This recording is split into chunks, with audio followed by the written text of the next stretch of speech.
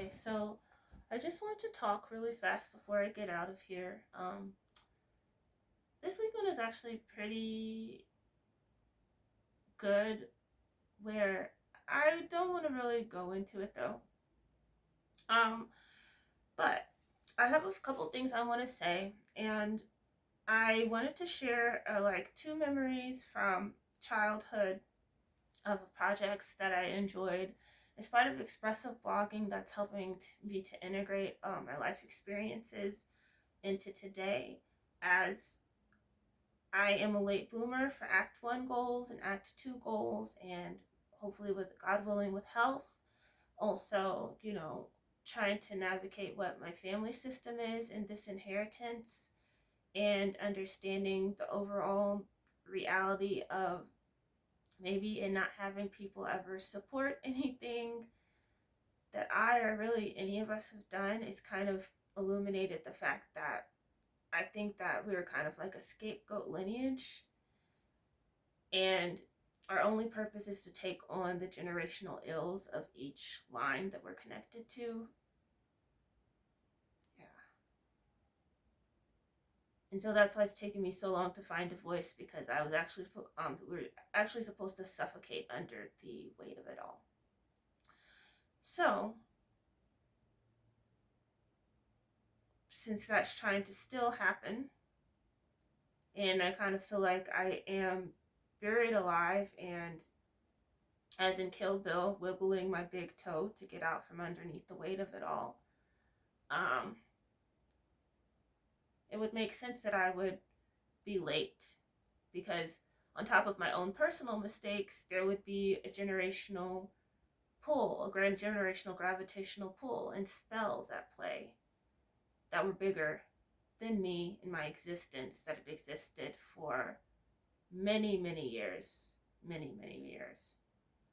So, when I see those people, when I see people making milestones and I want to do the same, or I get mad at myself for waking up at 5:58 instead of 5:30 this morning, and I'm working towards early wake ups, in preparation for being ready to have different goals that require that type of thing.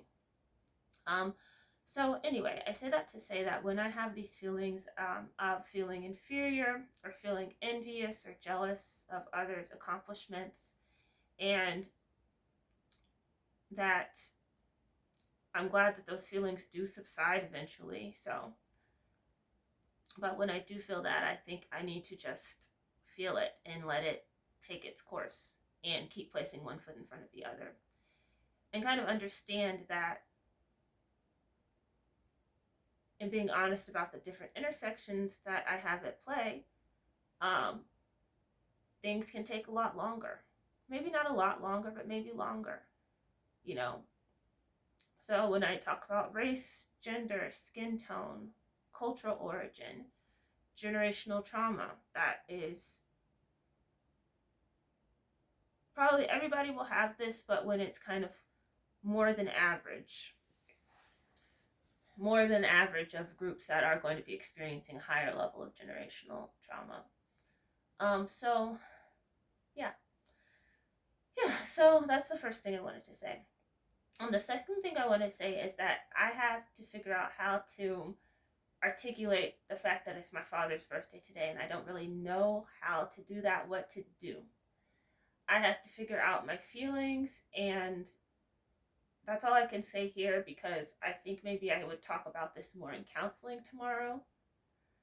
But having to integrate what I come from, where I come from, all of these different things, it's really difficult, because it's forcing me to have to look at all of this in a really holistic way, of that, where while I have been harmed, seeing what good there is, and also understanding that the feelings that I have are also very valid, and the experiences are valid, and that feelings can sometimes lead you to facts. When people say facts aren't feelings, I think feelings can sometimes be a compass to help see what is happening.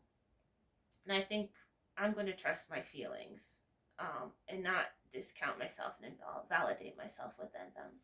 Okay, So the third thing is, because before I go, because I got to get out of here, and I really hope, actually, I'm not going to say anything specific just yet, but I got to get out of here.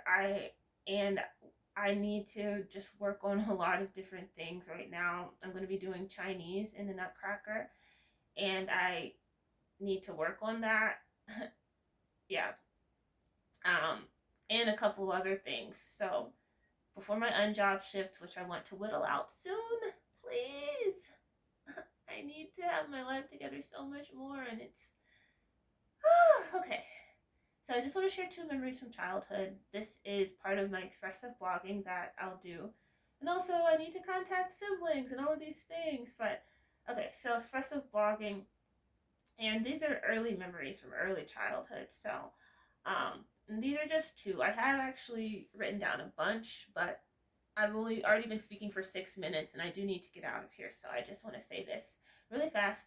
So a couple projects from back in the day, and this is helping to be able to integrate, and this is part of the healing process for me.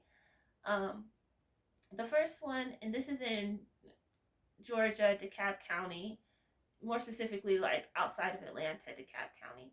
And the first one, we would do a project called on making poinsettias in class for arts and crafts, where we would use red construction paper and cut out leaves, and it would be really fun. And I really loved this project because you could make these pretty flowers that you could put on the wall when you got home, and I really enjoyed that process. So that's one that that's a memory that I remember really well. And the other one is was just like a mishap I did, another arts and crafts project when we were in art class with the art teacher I really liked. And the project, because in that time period, taking care of the earth was actually really big. And yeah. And so we were tasked with, like, we were told to like make a picture for Earth Day, whatever that looked like meant for you. And my picture was okay, when I did my picture, but there was a girl who was a girl I kind of competed with in class for the teacher's attention. And eventually I ended up being the main girl that the teacher gave attention to because of, I think I was just consistent with the quality of my work as a 6-year old kid. But basically, um, I copied her work because I think I liked all of the animals that she had or the way it looked.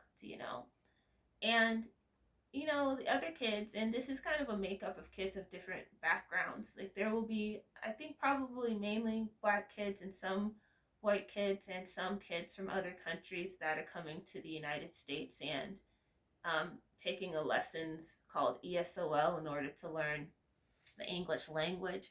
And I really wish, this makes me think of how I never really met my African grandparents, and I've only actually met one out of 4 grandparents, and one is kind of doesn't really count as one.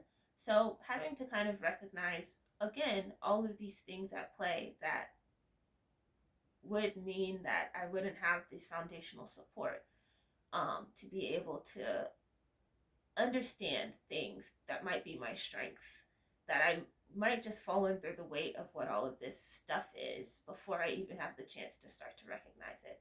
But anyway, I copied this girl's work and I shouldn't have. And all of the kids were like, "Oh, you copied her work. That's so, you copied her work." And one thing about children is that, while kids can be also mean sometimes, kids also can sometimes be very, very fair and very democratic, in the even though I don't actually know the real meaning of the word democratic, and even though in practice that word is not really not the case at all a lot of times, but I just will use that word in the sense of being, you know, kids have a really good head on their shoulders when it comes to what's right and what's wrong, and they aren't afraid to say it a lot of the times. And so, that was really kind of a difficult moment for me to kind of have to come to grips with the fact that my classmates called me out and taking this girl's idea as my own. And not to mention somebody that I didn't really like that much, who, this is just a poor white girl who was like, also did really good work. And I just like wanted to just make sure that I would be the one that got the teacher, did the best work. And so there was probably some of that there too. But you know, I learned that day, I guess it's important to be a person that has your own individual self. And that's actually something that I value, that I've been able to start to cultivate anyway. The importance of the individual self. Not individualism in the sense of not being connected to things, but understanding that you have a voice just as this girl has a voice, and it's important to cultivate that. And also cultivate it within what you're coming from and what you're not coming from, and figuring out all of this mess, for me anyway. So that's it. I learned that lesson that day, and I guess it sticks with me because, you think sometimes that you're able to hide it, but will call you out when um when they know that it's that you're doing something that's not cool. So that's it. All right, let me go ahead and go and get out of here. And all right, have a nice day, and may this day be fruitful and a good day.